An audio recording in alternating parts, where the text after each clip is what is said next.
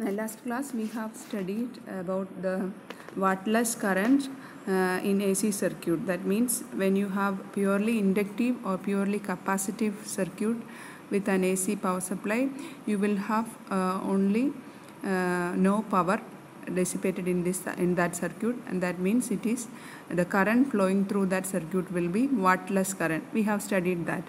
I have also mentioned that this purely inductive circuit or purely capacitive circuit are having many uses, and here we are considering that use. One of the circuit we are taking here is purely inductive, and that is we call that application, we are using that only purely inductive circuit, so only a coil is used, so we call that coil as a choke coil. Okay, so that is one of the application of wattless current in the AC circuit. If you want to reduce the current in a circuit, in an AC circuit, without losing its energy, without losing any power from the circuit, we should use this choke coil. Okay, so that means it is only a inductance. Choke coil means it's only a inductance coil.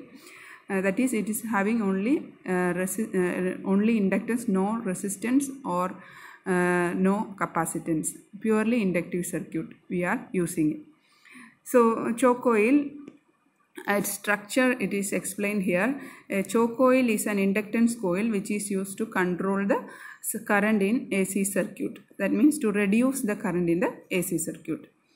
A choke consists of a coil of several turns of insulated thick copper wire. So it's just an inductance wire which is a coil, and it should have very low resistance, because resistance R should be completely nil. It should be zero. So we cannot make a very completely zero resistance wire, but very low resistance wire you can take, and it should give a very large inductance.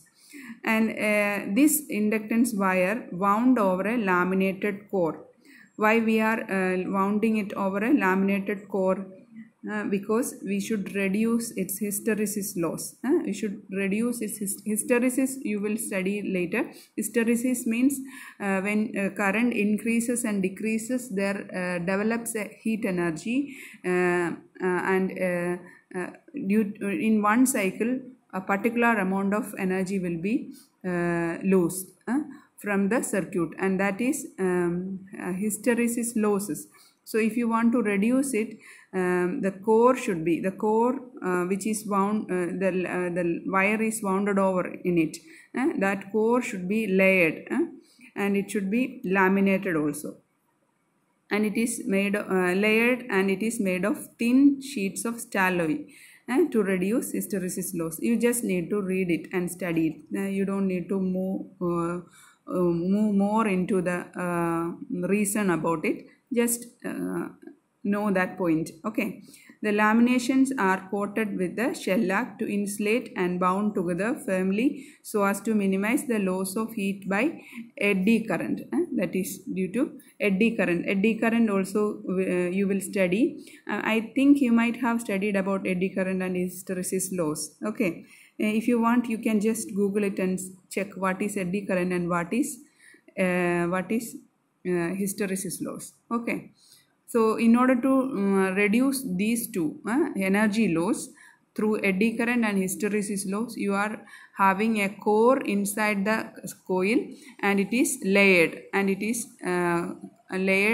laminated, and it is made by shellac. Okay, it is coated with the shellac. Okay, now the picture shows the choke coil. You can see that it is just a cross-sectional view. A coil is wounded over the layered core, and in the other picture you can see the resistance and inductance and the relation between these two using the angle phi. Okay, we have already studied about it earlier. And we have got the average power derived earlier. It is half E0 I0 cos phi. We have derived it earlier here itself in this part. you can see power in an AC circuit containing resistance, inductance and capacitance. In this you can see the last equation, P is equal to half E0 I0 cos phi. This equation we have taken. E0 and I0 are the maximum values of voltage and current. Cos phi is the power factor. Okay, this we have used it here. And cos phi we know that from the above figure 13.14, you can see that 13.14, you can see that cos phi, the power factor is R by root of R squared plus omega squared L squared. And here we have already told that choke coil has very low resistance, isn't it? R is very, very small. So that means cos phi will be very, very, very small. We can equate to nearly 0. Cos phi nearly 0 means the power dissipated will be 0. So in order to remove the, or in order to discard the power loss from the circuit, we have to use this choke coil. Okay. So the performance of choke coil over an ohmic resistance for diminishing the current, the preference of this can be asked in questions in exams. Okay, why you are using coil, choke coil instead of a resistance to reduce the current in a circuit? You can reduce the current by putting a resistance in the circuit, isn't it? How will you reduce it? If you we know that current is voltage divided by resistance. So if you increase the resistance, current will be decreased. So if you put a resistance, that means current is reducing. But what is the problem in that case? If you put resistance there should be a current flowing through that resistance. Due to this current flowing through that resistance, there will be a power generated, the heat generated in that resistance. How will it be? It will be equal to, what will be the value? I squared current square I square RT, time into time. I squared RT is the energy lost when the current I is passing through the resistance R. So that much energy power will be dissipated from the given source. Source supply, AC supply, അത്രയും energy നമുക്ക് പോവുകയാണ്. അപ്പം resistance ചുമ്മാ നമ്മൾ add ചെയ്ത് കഴിഞ്ഞാൽ അതാണ് കുഴപ്പം, പവർ നമുക്ക് നഷ്ടപ്പെടും ഹീറ്റായിട്ട്. അപ്പോൾ അതിന് പകരം നമ്മൾ എന്ത് ചെയ്യുന്ന, ആ റെസിസ്റ്റൻറ്റിൻ്റെ സ്ഥാനത്ത് നമ്മൾ എന്ത് ചെയ്യുന്നു? ചോക്ക് കോയിൽ പ്ലേസ് ചെയ്യുന്നു. ചോക്ക് കോയിലിൻ്റെ ഡ്യൂട്ടി എന്താ? To reduce the current. അവിടെ റെസിസ്റ്റൻസിൻ്റെ ഡ്യൂട്ടി തന്നെയാണ് ചോക്ക് കോയിൽ ചെയ്യുന്നത്. ചോക്ക് കോയിൽ കറണ്ട് റെഡ്യൂസ് ചെയ്യും, പക്ഷേ പവർ അവിടെ ഡെസിപ്പേറ്റ് ആവുന്നില്ല. പവർ ഡെസിപ്പേറ്റ് ആവാത്തതിൻ്റെ കാരണം നമ്മൾ പഠിച്ചല്ലോ. ഇപ്പം കോസ് ബൈ പവർ ഫാക്ടർ അവിടെ 0 ആണ്. ഓൾമോസ്റ്റ് 0 എന്ന് നമുക്ക് പറയാൻ പറ്റില്ല, നിയർലി 0 ആണ്. അപ്പം power dissipated will be very very very small. And the resistance will be offered to the circuit by the inductance. Inductive reactance അവിടെ ഓഫർ ചെയ്യുന്നുണ്ട്, റെസിസ്റ്റൻസ് ഓഫർ ചെയ്യുന്നതുകൊണ്ട് കറണ്ട് റെഡ്യൂസ് ആകും. അതാണ് ഇതിൻ്റെ പ്രിഫറൻസ്, ചോക്ക് കോയിലിൻ്റെ പ്രിഫറൻസ്. ഓക്കെ, ഇനി നമുക്ക് 1-2 problems നമുക്ക് നോക്കാം. ഇങ്ങനെയുള്ള പ്രോബ്ലംസ് പരീക്ഷയ്ക്ക് ചോദിക്കുക, അതുകൊണ്ട് നമുക്ക് ഈ പ്രോബ്ലം ഒന്ന് ചെക്ക് ചെയ്യാം. ഇവിടെ ചെയ്തിട്ട പ്രോബ്ലം എക്സാമ്പിളാണ്. C, an electric lamp which runs at 100 volt DC. അപ്പോൾ ആ ലാമ്പിൻ്റെ സ്പെസിഫിക്കേഷനാണ് ഇവിടെ പറഞ്ഞത്. അത് 100 volt DC വർക്ക് ചെയ്യുന്നതാണ്. അത് DC വർക്ക് ചെയ്യുമ്പോൾ അതിന് 10 ആംപിയർ കറണ്ട് ആണ് അതിലൂടെ പാസ് ചെയ്യുന്നത്. സോ 10 ആംപിയർ കറണ്ട് പാസ് ചെയ്യാൻ പറ്റിയ ഒരു, അത് മാക്സിമം, അതിൽ കൂടെ പോകുന്ന കറണ്ട് മാക്സിമം എന്ന് പറയുന്നത് 10 ആംപിയർ ആണ്, അല്ലേ? And is connected to 220 volt. അപ്പം ഈ ലാമ്പിൻ്റെ സ്പെസിഫിക്കേഷനാണ് 100 volt 10 ആംപിയർ കറണ്ട്. നമ്മളിപ്പോൾ ഏതെങ്കിലും ഒരു ഇൻസ്ട്രുമെൻ്റ് ഉപയോഗിക്കുമ്പോൾ നമ്മൾ അതിൻ്റെ വോൾട്ടേജ് ആൻഡ് കറണ്ട് അതിൽ എഴുതിയേക്കുന്ന കാണാം. മാക്സിമം വോൾട്ടേജ് ആൻഡ് കറണ്ട് അതിൽ കൂടെ പാസ് ചെയ്യാൻ പറ്റുന്നത്, അല്ലേ? ഇപ്പം നമ്മളൊരു ബൾബ് എടുത്താൽ കാണാം അതിൻ്റെ വാട്ടേജ്, അല്ലേ? 50 wattage അത് പറയും. അതുപോലെ അതിൻ്റെ കറണ്ട്, അതുപോലെ അത് മാക്സിമം കറണ്ട് പാസ് ചെയ്യാവുന്നതും ചിലപ്പോൾ എഴുതിയിട്ടുണ്ടാവും. ഇപ്പം നമ്മൾ ഒരു മൊബൈൽ ചാർജർ എടുത്താലും അതിൽ എഴുതിയിട്ടുണ്ടാവും. അങ്ങനെ എത്ര വോൾട്ടേജ്, 6 voltage 200 milliamps അല്ലെ 1.1 ആംപിയർ അങ്ങനെയൊക്കെ എഴുതിയിട്ടുണ്ടാവും. സോ അങ്ങനെയുള്ള ഒരു ലാമ്പിൻ്റെ സ്പെസിഫിക്കേഷൻ അവിടെ 100 volt 10 ആംപിയർ എന്ന് പറഞ്ഞിരിക്കുന്നത്. ആ ലാമ്പ് നമ്മൾ എന്ത് ചെയ്തു? It is connected to 200 volt 50 hertz A C മെയിനിലേക്ക് നമ്മൾ കണക്ട് ചെയ്തു. നോർമൽ നമ്മുടെ പവർ സപ്ലൈയിലേക്ക് കണക്ട് ചെയ്തു. Calculate the inductance of the choke in the circuit. അപ്പോൾ ഇലക്ട്രിക് ലാമ്പിൽ നമ്മൾ ഒരു ചോക്കും കൂടെ കണക്ട് ചെയ്തിട്ടുണ്ട്. അപ്പോൾ ആ ചോക്കിൻ്റെ ഇൻഡക്റ്റൻസ് ആണ് നമുക്ക് വേണ്ടത്. ഓക്കെ, അതിന് നമുക്ക് എന്ത് ചെയ്യണം? അപ്പോൾ നമ്മൾ ആ ലാമ്പിൻ്റെ റെസിസ്റ്റൻസ് ആദ്യം മെഷർ ചെയ്യണം. ലാമ്പിൻ്റെ റെസിസ്റ്റൻസ് അതിൻ്റെ മാക്സിമം പോകാവുന്ന വോൾട്ടേജും മാക്സിമം പോകുന്ന കറണ്ടും നോക്കിക്കഴിഞ്ഞാൽ അതിൻ്റെ റേഷ്യോ എടുത്തു കഴിഞ്ഞാൽ നമുക്ക് റെസിസ്റ്റൻസ് കിട്ടും, ലാമ്പിൻ്റെ റെസിസ്റ്റൻസ് കിട്ടും അല്ലേ. സോ 100 വോൾട്ട് 10 ആംപിയറിൻ്റെയാണ്, 10 മില്ലി ആംപിയർ അല്ലേ, 10 ആംപിയറാണ് തന്നിരിക്കുന്നത്, 10 ആംപിയർ.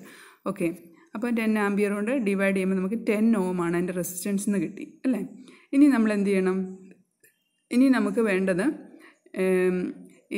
എന്താ കാണേണ്ട? ഇൻഡക്റ്റൻസ്, ചോക്ക് കോയിലിൻ്റെ ഇൻഡക്റ്റൻസ് ആണ് കണ്ടുപിടിക്കേണ്ടത് അല്ലേ. അപ്പം ഇത് 220 വോൾട്ട് സപ്ലൈയിലേക്ക് കൊടുത്തിരിക്കുകയാണ് അല്ലേ. സപ്ലൈയിലേക്ക് കൊടുക്കുമ്പം നമുക്ക് ഈ ചോക്കും കൂടെ ചേർന്നാണല്ലോ. അപ്പം ഈ ചോക്കും ലാമ്പിൻ്റെ റെസിസ്റ്റൻസും കൂടെ ചേർന്നാണ് നമ്മൾ 220 വോൾട്ടിലേക്ക് കൊടുക്കുന്നത്.